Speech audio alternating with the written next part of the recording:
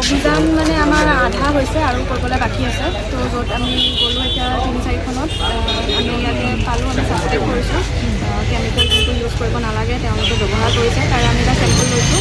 চেম্পলটো আমি এনালাইচিছ কৰিবলৈ লেবৰেটৰী পঠাম। তাৰপৰা যেতিয়া ৰিপৰ্টটো আহিব তাৰপিছত ফাৰ্ডাৰ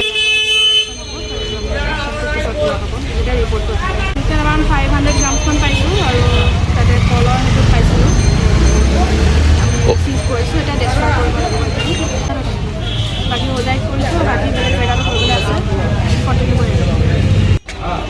অভিযান মানে আমাৰ আধা হৈছে আৰু কৰিবলৈ বাকী আছে। তো য'ত আমি গ'লোঁ এতিয়া 3-4খনত আমি ইয়াতে পালোঁ, আমি ছাছপেক্ট কৰিছোঁ কেমিকেল যোনটো ইউজ কৰিব নালাগে তেওঁলোকে ব্যৱহাৰ কৰিছে। তাৰে আমি এটা চেম্পল লৈছোঁ।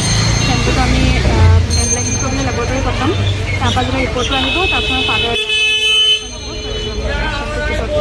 এতিয়া ৰিপৰ্টটো এতিয়া এৰাউণ্ড 500 গ্ৰামছমান পাইছোঁ আৰু তাতে কলৰ সেইটোত পাইছিলোঁ।